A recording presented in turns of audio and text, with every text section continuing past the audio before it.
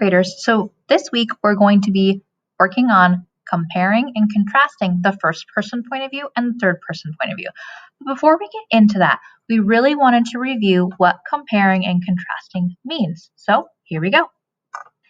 So here's what's up. First, we're going to figure out what this means and different strategies to use it. Our ultimate goal is that you will be able to use your compare and contrast skills with point of view passages. You can do it. Believe in yourself.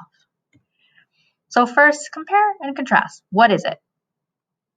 So comparing. When you're comparing, you're looking for similarities or things that are alike. So over here, I have a picture of a llama and an alpaca. We can see some distinct similarities. They look very alike. They both have big ears, they both have fur, they both have long noses. But when you're contrasting, you're looking for things that are different. So here we have a picture of an apple and a potato. We can visually see some differences, but there's also some other differences between an apple and a potato. For example, an apple is a fruit and a potato is a vegetable.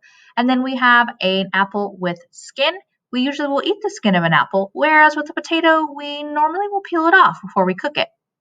A lot of times we eat apples raw, which means not cooked, and it'd be kind of disgusting, right, to eat a potato raw.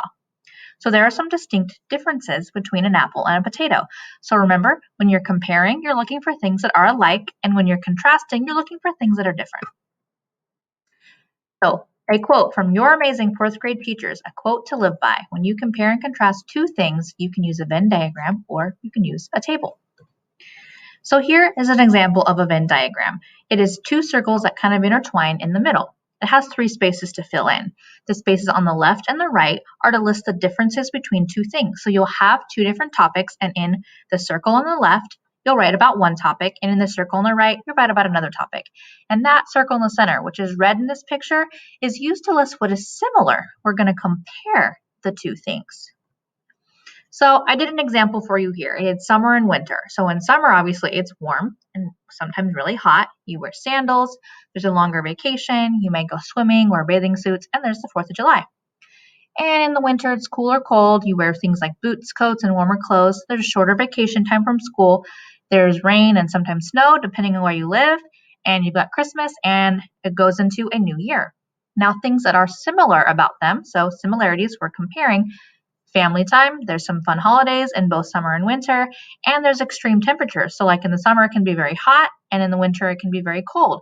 So those would both be extreme temperatures. And we used a Venn diagram to kind of fill this one out. But there's also another way that you can fill something out.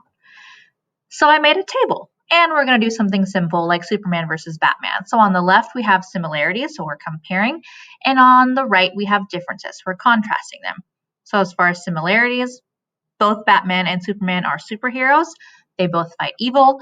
They both have capes on their uniforms, and they both have secret identities, Clark, Kent, and Bruce Wayne. Now, they're pretty similar, but they're also extremely different. So Superman flies, and Batman doesn't. Superman naturally has the ability to fly, whereas Batman, he might fly through the air, but he has to use tools. Superman is from planet Krypton, so he's an alien, and Batman is a human from Earth, Gotham City. Superman wears red and blue and sometimes a little bit of yellow, and Batman is typically in black and gray and sometimes some yellow as well.